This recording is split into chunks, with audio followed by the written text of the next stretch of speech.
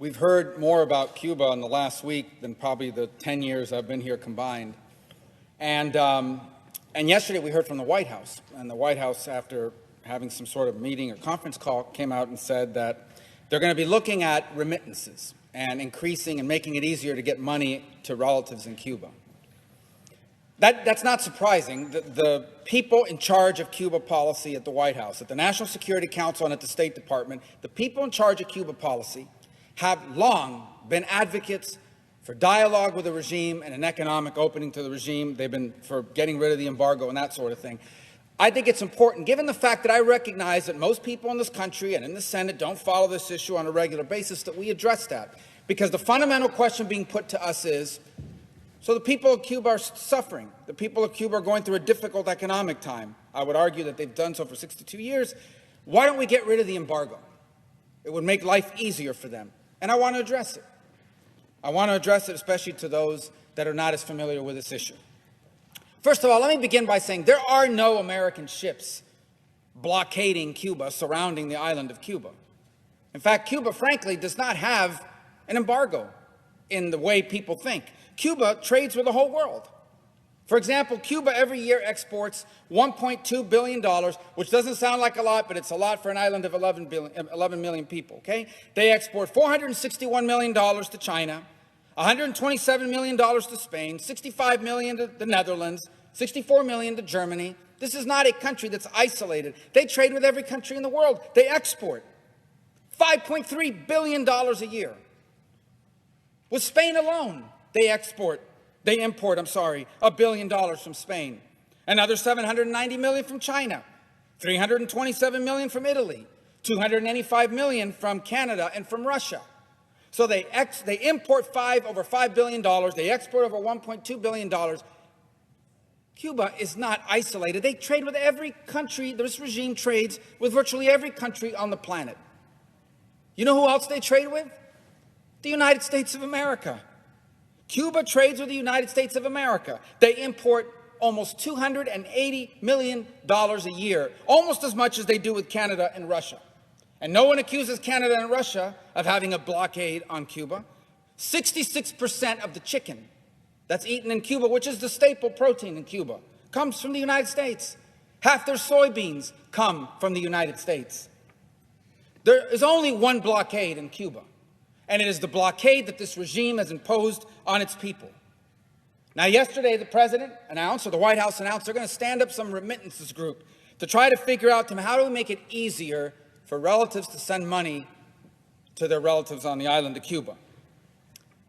Well, that work group is going to not have a long time to meet. They're not going to have to meet for very long because U.S. law allows that now. It is not illegal to send money to your relatives in Cuba. The only thing that's prohibited is you can't send the money through this bank that the Cuban military set up in Panama. That's the only thing that's prohibited. And to the extent money can't reach the people of Cuba is because they refuse to allow anyone other than that bank to do these remittances. And by the way, they've prohibited depositing dollars. Here's how it works for them. You send your relative $100, they take 10% of it, then they take the dollars, they don't let them deposit it, they pocket the dollars, and they give them this worthless Cuban currency. So they have the dollars, so they can buy things for themselves and on the global market. So the blockade, to the extent that there's something that's preventing remittances directly to the Cuban people, it's not U.S. policy, it's regime policy. They're the ones that need a work group. How about this argument that there's a blockade on travel? If only more American tourists could go to Cuba. By the way, Cuba's already filled with Canadian tourists and Italian tourists that enjoy five-star accommodations. And I'll be frank, many of them go there, these sick, disgusting men that go there to hook up with a 16 or 17-year-old girl. But that said, they talk about travel to Cuba. Well, let me tell you something. Travel's allowed now. An American can go to Cuba. You just can't stay at a military-owned hotel or eat at a military-owned restaurant or shop at a military-owned store. You can stay at the private homes of people that rent them out on Airbnb. You can do that. You can eat at a restaurant that's owned by a private person. You can shop at stores that are owned by private people. The reason why they have nowhere to stay, nowhere to eat, and nowhere to shop is not U.S. policy. It's that the Cuban regime won't allow privately owned hotels, privately owned shops, privately owned stores. They won't allow it, privately owned restaurants. They're the ones that have a blockade on travel, not the United States. What about medicine? That's another thing they put out there. This is so cruel. We don't allow medicine in. Do you know what the Cuban regime announced last week?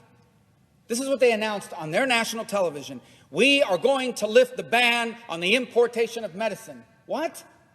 You mean there was a Cuban ban, a regime ban on importing medicine? Yes, there was. They're the ones that weren't allowing medicine in. And and to the amount they were allowing it in, they were putting a tariff on it.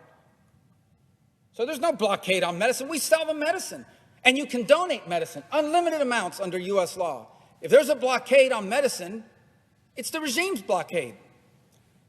The other one I hear is the internet. I support the internet. Why don't we allow, I had somebody say this to me yesterday, why don't we allow American companies to go and provide internet? Then they would have internet. It's the embargo. And these people don't know what they're talking about. They literally are just parroting stupid, ridiculous talking points. Because the law on the U.S. and trade with Cuba specifically exempts telecoms. AT&T, Verizon, Sprint, every American telecom can go into Cuba tomorrow and offer phone and internet service. You know why they can't? Not our law. It's the Cuban regime because they want to control that. And you see a pattern here.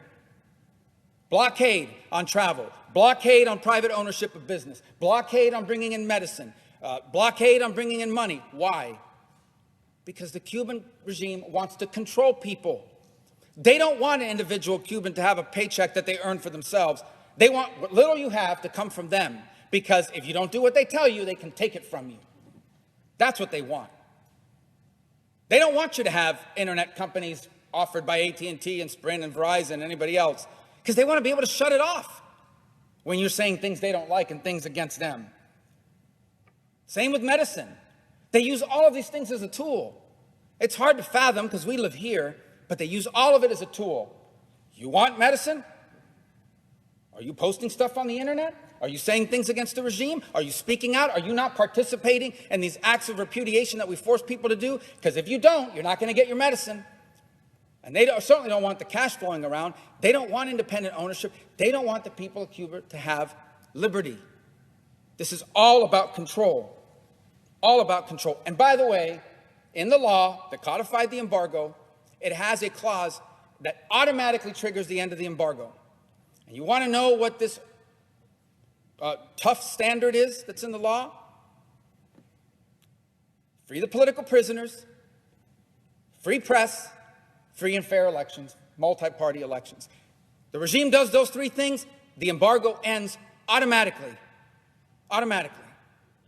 There is no embargo on Cuba. There is an embargo on the Cuban regime, an embargo on the companies they own, because what they wanted to do is they wanted to take the Obama opening, funnel all that money through their companies. People say their Spanish companies own hotels. They don't own the hotels in Cuba. The regime owns the hotels. These hotel chains that open in Cuba on the beaches, they don't even pay their employees. They pay the Cuban government. The Cuban government pays the employees. Control. So the bottom line is this. Anybody who stands up and says there's an embargo, there's a blockade by the United States and it's cruel and it's causing all these policies is one of two things. They don't know what they're talking about and they're just parroting some talking point, or they're liars. That's the only two options. This is not about an embargo. The people of Cuba did not take to the streets, did not have their head cracked open, did not have their kids arrested and put in jail. Mothers who tomorrow plan to march in Cuba because they don't know where their children are. Arrested, they don't know where their kids are.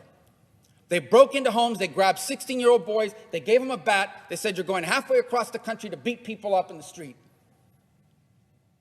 They didn't stand up against all those things because of an embargo or because they wanted remittances. They stood up because they wanted liberty. Libertad. That's what they wanted. That's what they're telling us. Why don't we listen to them? They told us what they want. They want libertad. They want liberty. And if there are any people on this earth that should understand that, it should be Americans.